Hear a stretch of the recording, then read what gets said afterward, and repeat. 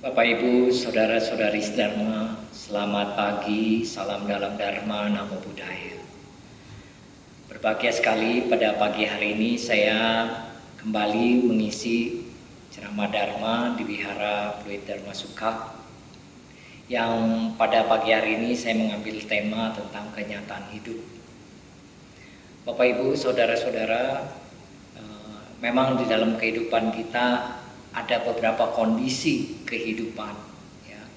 Salah satunya adalah suka dan duka, bahagia dan menderita.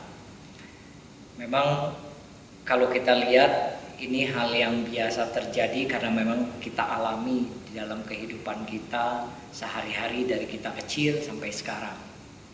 Suka adalah kejadian-kejadian yang membuat kita bahagia, happy, di mana kondisi batin kita lebih mudah menerima kondisi atau keadaan yang sifatnya membahagiakan. Sedangkan duka adalah ketidakpuasan atau kesulitan, kesusahan di dalam kehidupan kita. Nah, di sini biasanya batin kita lebih sulit menerima kondisi daripada duka. Karena biasanya dalam pikiran, dalam batin kita itu menolak kondisi yang terjadi pada saat itu. Saudara-saudara, ibu bapak sedharma, memang suka dan duka ini selalu datang silih berganti. Contoh,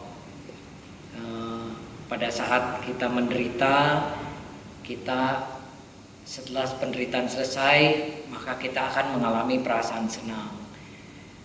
Konkretnya, contohnya misalnya kita sakit. Pada saat kita sakit, kita mengalami hal yang tidak enak, ya, suatu kesusahan atau kesedihan. Tetapi begitu penyakit ini bisa disembuhkan, maka kesedihan yang lalu itu bisa hilang dengan kondisi perasaan senang atau bahagia, suka tersebut.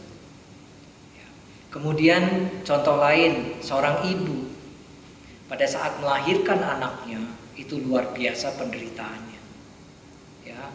Tetapi begitu anaknya lahir, ya, hanya dalam beberapa menit saja penderitaan yang dia alami sebelumnya pada saat sebelum anaknya lahir itu bisa dia lupakan, dia bisa hilang dan timbul rasa kebahagiaan.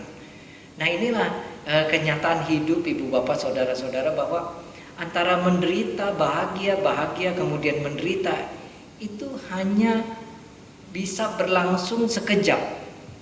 Bisa terjadi perubahan dalam pikiran kita atau di dalam kondisi batin kita. Memang ada orang yang cepat menerima kondisi dan ada orang yang lambat untuk beradaptasi atau menerima kondisi di dalam hidupnya.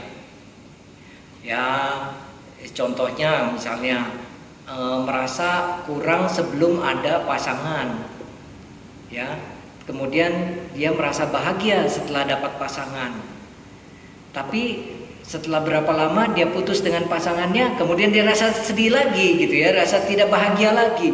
Jadi inilah memang yang terjadi di dalam kehidupan kita. Tetapi ada juga yang kemudian setelah penderitaan itu dialami, kemudian dia ada yang putus asa, ada juga yang kemudian berusaha lagi untuk bangkit. Nah, inilah yang membedakan kualitas batin daripada seseorang. Ibu bapak, saudara-saudari sedharma, memang tidak cukup ya untuk hanya berdoa agar kita dapat memperoleh kebahagiaan, karena kebahagiaan ini harus ibu bapak saudara-saudara kondisikan di dalam hidup, ya. Tentu saja sangat banyak hal dalam kehidupan kita yang bisa membuat kita bahagia sebetulnya. Hidup ini indah ibu bapak saudara-saudara, cuma memang di dalam kehidupan itu kenyataan bahwa tidak akan ada selamanya sesuatu hal yang indah terjadi, pasti ada silih berganti, ya. Karena kita mengalami suatu keadaan yang sifatnya abadi, yaitu anicca atau perubahan. Kita akan sangat berduka pada saat ada orang yang kita cintai meninggal dunia. Ya. Kemudian kita juga akan merasa tidak senang pada saat ada orang yang dibenci itu ada di sekitar kita. Ini seringkali terjadi di dalam hidup kita. Karena apa? Ya, kalau berbicara tentang tadi contohnya kematian, kita merasa sedih pada saat ada orang yang dicintai meninggal dunia. Ini adalah kondisi di mana kita dan setiap orang pasti akan mengalami di dalam keluarganya.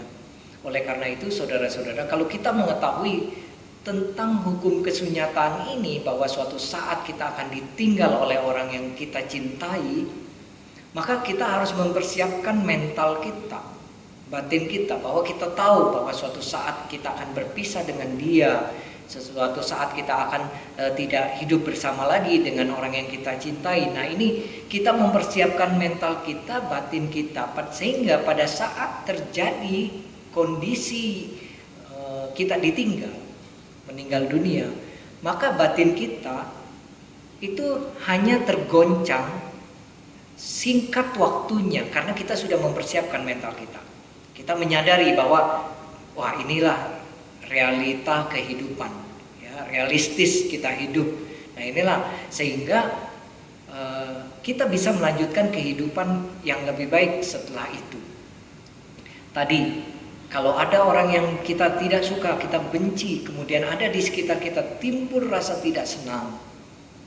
Tapi anehnya, saudara-saudara, ini contoh ya, misalnya Anda pergi kebaktian ke wihara, kemudian Anda sudah duduk di Dharmasala, kebaktian mulai, kemudian salah satu orang yang Anda tidak suka atau Anda benci itu juga datang kebaktian di wihara tersebut, dan dia duduk tidak jauh dari kita, walaupun berseberangan gitu ya. Pada saat sebelum dia datang, apa yang terjadi dalam kondisi batin kita atau pikiran kita? Kita biasanya tenang-tenang saja, enjoy kebaktiannya. Tapi begitu kita melihat ada orang yang kita benci atau ada orang yang kita tidak sukai, kemudian datang dan kebaktian duduk ya tidak jauh dari kita, apa yang terjadi, Ibu Bapak Saudara-saudara? Bahkan pada saat kebaktian pun pikiran kita pun bisa berubah, yang tadinya baik menjadi tidak baik. Itu pada saat kebaktian, Ibu Bapak Saudara-saudara. Jadi kita bisa bayangkan kalau kita ketemu dia di pasar atau di tempat yang lain gitu ya. Pada saat kondisi kebaktian saja yang seharusnya kondisi mental atau batin kita ini bagus gitu ya, itu bisa berubah. Nah, Bapak Ibu Saudara-saudara, kalau memang tidak suka, biasanya kan ya sudah, tidak perlu dilihat atau tidak perlu diperhatikan ya, atau tidak perlu digubris lah begitu ya. Tetapi anehnya, kita sudah tahu tidak suka, kita sudah tahu mungkin membenci dia, apa yang terjadi kepada diri kita? Mata kita itu tidak akan selalu kadang-kadang lihat dia lagi gitu ya, malah memperhatikan dia gitu ya. Harusnya kan ya sudah gitu ya, masa bodoh saja. Tetapi apa yang terjadi, saudara-saudara, Ibu Bapak? Justru kita lebih perhatian sama dia jadinya. Ya, nah inilah keanehan kita di dalam kondisi kehidupan atau kenyataan hidup. Kadang-kadang diri kita sendirilah yang mengkondisikan hidup kita ini tidak bahagia. Ini yang simple, yang mudah ya. Kita sendiri yang mengkondisikan batin kita tidak bahagia. Padahal sebetulnya ya dia ada ataupun tidak ada tidak masalah begitu. Nah, Bapak Ibu Saudara-saudara, ada lagi yang juga bisa membuat batin atau kondisi jiwa kita tergoncang, yaitu kita kehilangan barang yang kita sukai atau yang kita cintai. Ya saudara-saudara, Ibu Bapak, kehilangan yang paling besar adalah, ya mudah-mudahan Anda tidak akan pernah mengalami ini, yaitu kebakaran. Ya, ini adalah kehilangan yang sangat besar di dalam kehidupan seseorang ya, berupa materi atau harta, kebakaran ini. Maka dari itu, Ibu Bapak Saudara-saudara, ya kalau kita tahu bahwa daerah kita adalah daerah yang sering atau rawan kena kebakaran, maka kita harus tahu bagaimana mempersiapkan hal yang terburuk jika itu terjadi di daerah kita. Artinya apa, Ibu Bapak Saudara-saudara? harus bisa melakukan suatu tindakan pencegahan, ya. Ya contohnya misalnya ya pada saat Anda meninggalkan rumah, jangan sampai rumah itu kosong. Ya, karena daerah kita mungkin daerah yang rawan kebakaran. Jadi kalau ada orang di rumah kan paling tidak surat-surat penting, harta benda yang penting itu masih bisa diselamatkan ketimbang tidak ada orang sama sekali. Atau ya daerah kita yang memang karena sering terjadi kebakaran, maka kita jangan mengkondisikan juga rumah kita lebih mudah terbakar. Seperti Anda sering menyambung-nyambung kabel atau stop kontak Anda dari stop kontak disambung lagi dengan stop kontak disambung lagi. Nah, ini juga membahayakan, ya. Atau ada juga yang mencuri listrik, ini juga sangat membahayakan. Nah, inilah jadi paling tidak kita tidak mengkondisikan suatu duka itu terjadi.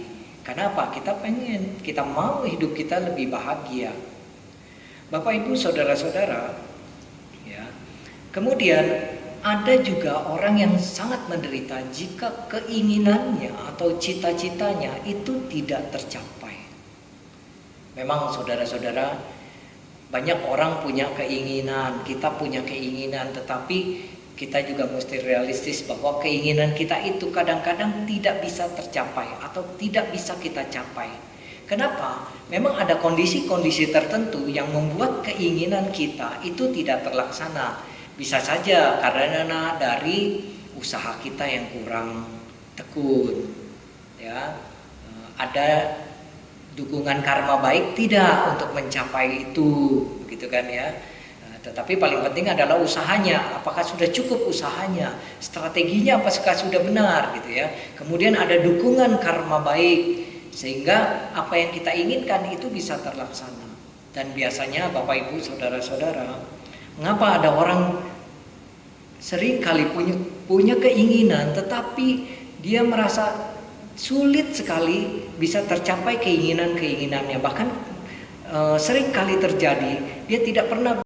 Biasanya karena kita memiliki ya sifat loba yang kuat di dalam diri kita atau sifat keserakahan di dalam diri kita. Ya, orang yang memiliki sifat loba atau keserakahan yang kuat di dalam dirinya biasanya misalnya ada hal-hal yang ingin dia capai, ingin dia raih, dan biasanya ini tidak tercapai karena kondisi karmanya atau karma baiknya itu tidak menunjang. Ya, keserakahannya inilah yang membuat dia selalu gagal dalam mencapai cita-citanya atau dalam mencapai keinginannya.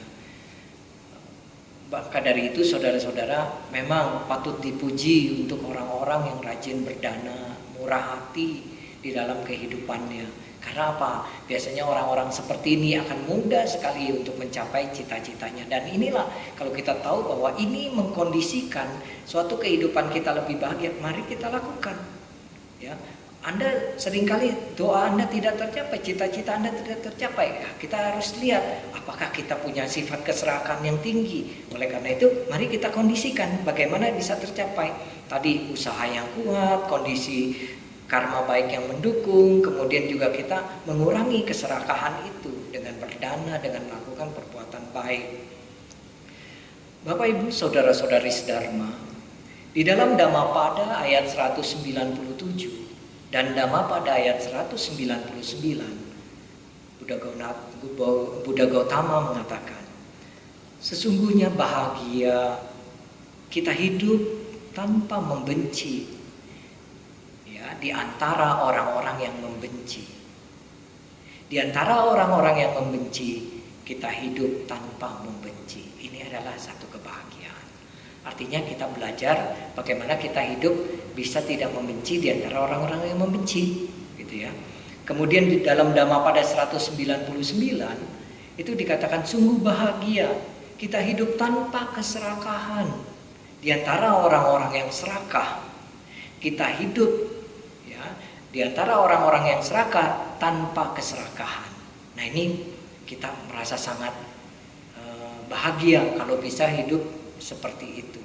Memang secara kata-kata terlihat mudah ya ibu bapak saudara-saudara, tapi dalam kenyataan hidup kita seringkali perang batin sendiri gitu ya, seringkali juga perang di dalam diri kita sendiri ya. Karena apa ya, memang kita masih manusia biasa gitu ya, masih ada rasa benci, masih ada rasa serakah ya. Tetapi kita perlu ketahui bahwa sesuatu hal yang berlebihan itu pasti akan berakibat tidak baik. Itu pasti.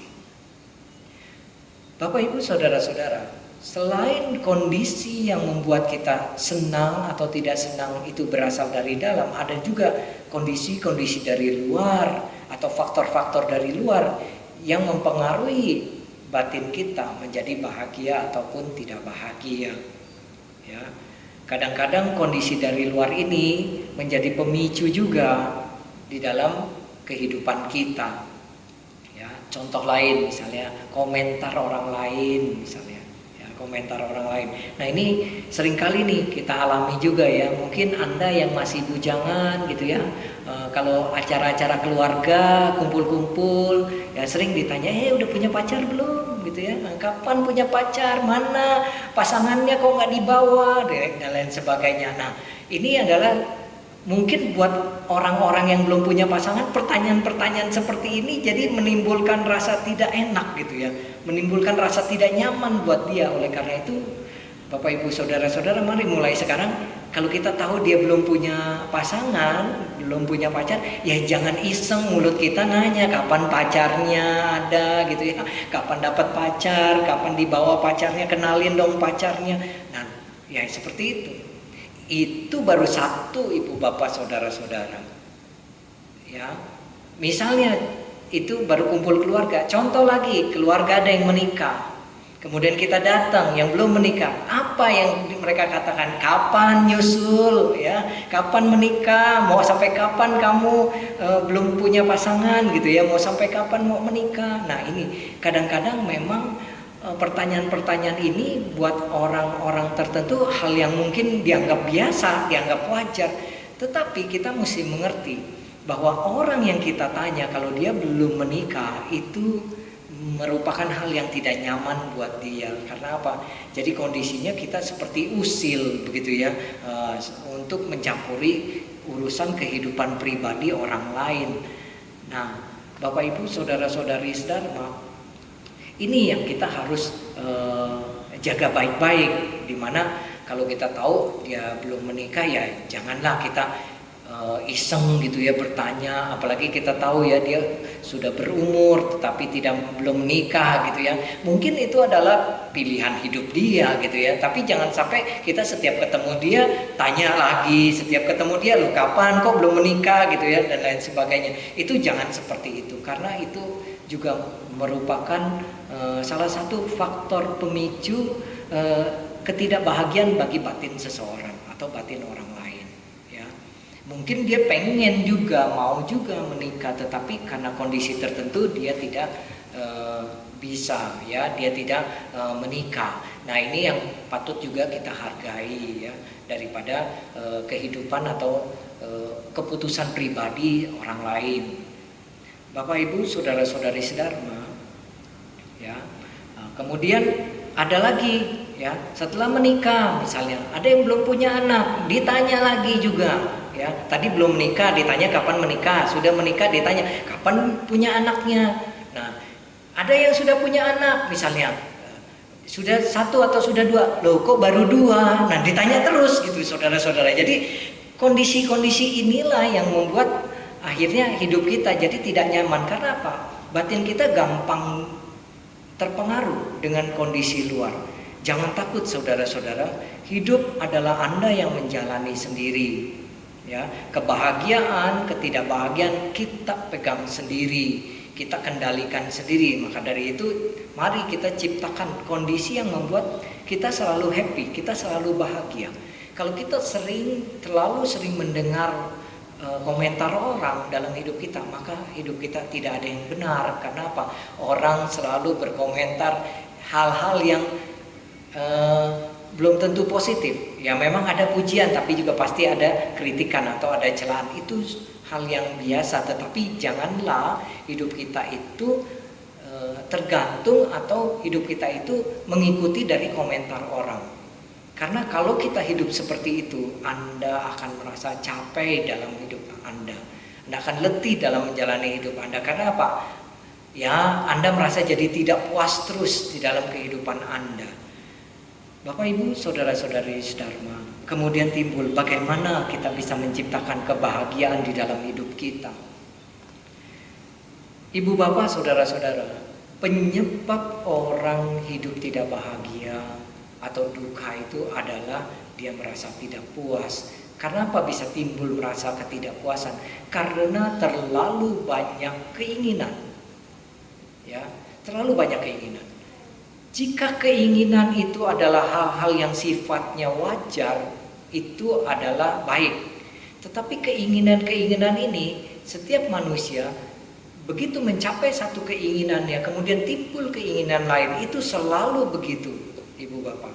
Oleh karena itu, saudara-saudara, Ibu Bapak, dalam hidup kita, segala keinginan kita harus lihat. Apakah keinginan kita ini bisa kita capai dengan kondisi kita?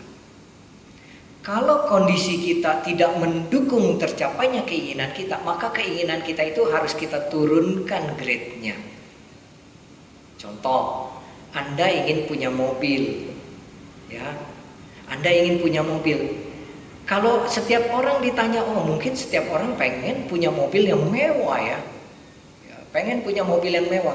Tetapi itu keinginan. Nah, tapi kemampuan Anda kurang. Maka Anda jangan menargetkan mobil yang mewah. Anda menargetkan mobil yang bisa Anda mampu beli.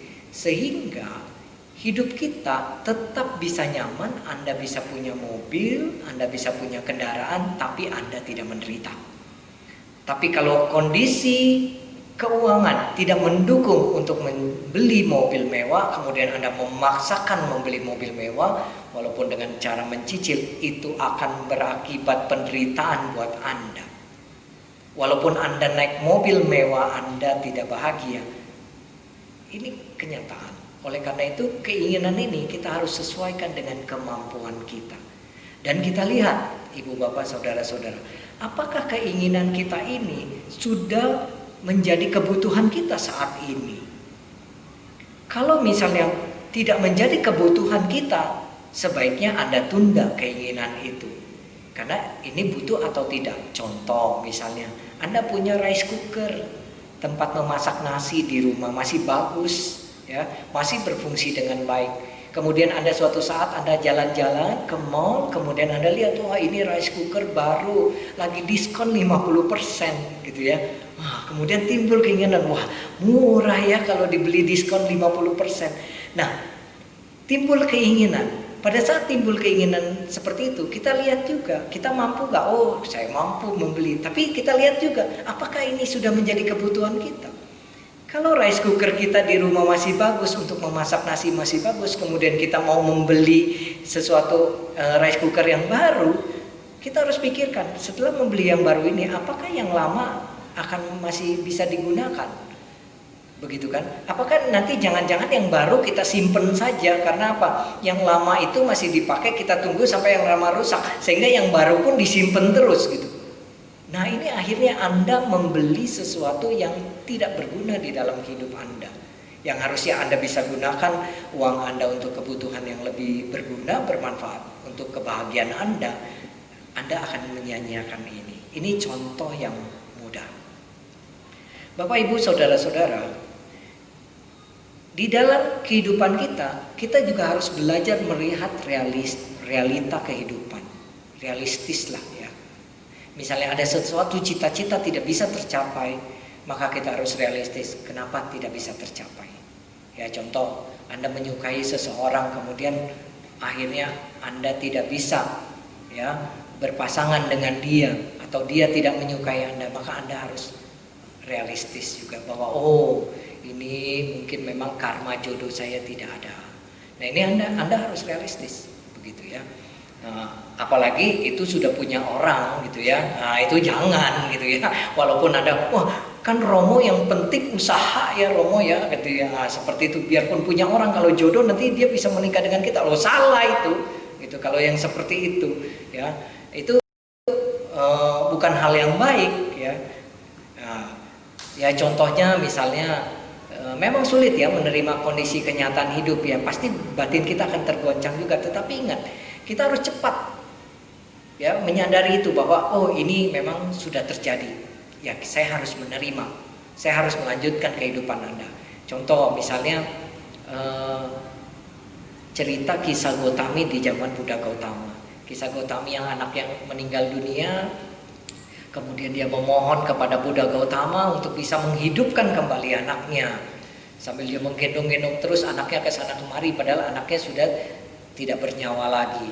Ya, nah kemudian Buddha Gautama ya menyuruh kisah Gotami untuk mencari segenggam lada di setiap rumah, di rumah orang yang belum pernah mengalami kematian. Sebenarnya kalau kita berpikir kenapa Sang Buddha nggak menasehati Gotami aja ya, bahwa itu anakmu sudah meninggal, ya sudah kremasi saja, ya anakmu sudah meninggal tidak bisa hidup lagi. Tetapi saudara-saudara, tidak mudah setiap orang mudah untuk bisa menerima kenyataan dalam hidupnya. Buddha Gautama ini juga tahu hal itu, gitu ya, bahwa kisah Gotami tidak mudah menerima kenyataan bahwa anaknya sudah meninggal dunia. Kemudian Sang Buddha memakai sebuah cara menyuruh mencari segenggam lada. Alhasil kisah Gotami tidak bisa mendapatkan lada tersebut dan akhirnya dia menyadari. Ya, dari rasa letihnya, rasa sedihnya dan rasa letihnya berkeliling tempat, setiap rumah diketuk untuk meminta lada yang dari rumah yang tidak pernah ada kematian, dan akhirnya dia menyadari bahwa setiap orang akan mengalami, setiap keluarga akan mengalami, dia akan mengalami kematian, ditinggal oleh orang-orang yang dia cintai. Nah, setelah menyadari ini, kemudian kisah Gotami barulah bisa dinasehati. Kemudian barulah kisah Gotami merelakan anaknya untuk dikremasi. Bapak Ibu, saudara-saudara, inilah memang kita sulit ya memberi masukan, memberi nasihat pada saat orang baru mengalami hal yang menggoncangkan batinnya. Contoh misalnya orang yang rumahnya sedang kebakaran, ya lagi baru kebakaran. Kemudian kita nasihati sambil kita tepuk-tepuk bahunya, udah sabar ya. Kita boleh bilang sabar, tapi mereka sedang dalam kondisi yang terpuruk sekali gitu ya, dan sulit sekali menerima kata sabar ya, tabah ya gitu ya. Nah, apalagi kita bilang walaupun kita percaya ini hukum karma dan itu juga merupakan bagian karma dia, jangan Anda berkatanya ini udah terima, udah karma kamu ya, rumah kebakaran udah memang kondisi karma kamu. Wah, Bapak Ibu saudara-saudara, walaupun kata-kata kita itu benar ya, secara dharma benar, bahwa dia sedang menjalani karma buruknya, tetapi jangan kita berbicara seperti itu. Karena apa? Itu akan membuat orang lebih terpuruk ya, orang lebih kondisi mentalnya lebih jatuh. Karena apa? Tidak setiap orang mudah untuk menerima kondisi di mana sedang mengalami duka. Tapi kalau lagi bahagia, wah semua bisa menerima. Ya, Anda kena undian, menang undian, dapat 2 miliar misalnya. Kemudian datang teman Anda, oh selamat ya, walaupun teman Anda datang tidak bawa apa-apa, Anda diucapkan selamat, Anda bahagia karena memang kondisinya sudah bahagia. Begitu. Bahkan mungkin Anda yang memberi kepada mereka, ayo kita makan. Nah, seperti itu. Tapi kalau kondisinya duka, sulit. Oleh karena itu kita mesti melihat hal ini dengan bijaksana. Pada saat teman, kawan atau siapa saja yang sedang mengalami duka, kita mendorongnya, kita memberi penghiburannya, kita memberi semangatnya, membangun kembali semangatnya. Ya tadi ya, daripada kita bilang ini karma kamu ya, lebih baik kita memberi semangat ya, ayo kamu pasti bisa bangkit lagi. Semua teman-teman akan dukung, semua teman-teman akan bantu. Kita semua adalah saudara, kita semua adalah teman-teman. Pasti kita akan dukung kamu, bantu kamu. Kamu jangan khawatir. Nah, itu kan lebih bagus gitu kan, memotivasi mental dia menjadi punya harapan, punya semangat bahwa dia didukung. Nah ini dia. Kemudian Ya, kalau ingin Anda hidup lebih bahagia, Anda jangan mendengarkan banyak komentar orang lain kepada Anda. Masa bodoh saja. Ya, ya, yang penting kehidupan Anda jalankan sudah baik, sudah benar, tidak merugikan orang lain, tidak merugikan diri sendiri. Jalan terus. Ya, komentar orang lain boleh ya kita dengar, tapi jangan kita jadikan pedoman untuk hidup. Artinya jangan dimasukkan ke hati gitu ya. Ya, komentar orang belum tentu yang positif ya, banyak juga komentar-komentar yang negatif. Oleh karena itu, jadilah diri Anda gitu kalau Anda mau hidup lebih bahagia. Kemudian, kalau Anda mau hidup lebih bahagia, kita harus punya tabungan, saudara-saudara. Tabungannya bukan berarti hanya tabungan uang ya, tetapi tabungan perbuatan baik. Karena apa? Seseorang bisa hidup lebih bahagia karena dia punya kondisi karma baik di kehidupan sebelumnya atau kehidupan sekarang banyak. Ya, ada orang baru berpikir saja, aduh enak ya kalau nanti makan martabak gitu ya. Baru berpikir, sorenya ya orang tuanya, papanya pulang bawa martabak. Itu kadang-kadang suka aneh gitu ya. Padahal baru berpikir mau makan martabak, nggak taunya pulang ada yang bawain martabak. Nah, ini merupakan satu kondisi di mana baru berpikir saja saudara-saudara karma baiknya bisa muncul. Begitu. Nah, ini adalah satu timbunan karma baik yang cukup besar bagi orang itu, gitu ya. Ada tadi orang yang terpuruk, kemudian setelah dia terpuruk ya, setelah dia terpuruk kemudian dia gampang bangkit, gampang kemudian dia bangun kembali kehidupannya. Dan yang terakhir, jangan Anda menciptakan kondisi yang membuat Anda hidup menderita. Ya, banyak contoh tadi. Kalau belum mampu jangan beli. Lebih baik sabar, sesuai kebutuhan kita, apa yang kita butuhkan, hidup kita sederhana. Inilah yang membuat atau mengkondisikan hidup kita lebih bahagia atau lebih baik. Baik Bapak Ibu, saudara-saudari sedharma, demikianlah ceramah saya pada pagi hari ini. Semoga apa yang saya sampaikan dapat menambah kebijaksanaan Anda dan kita bisa menjalani kehidupan kita ini dengan lebih baik dan lebih bahagia. Salam dalam Dharma, Namo Buddhaya.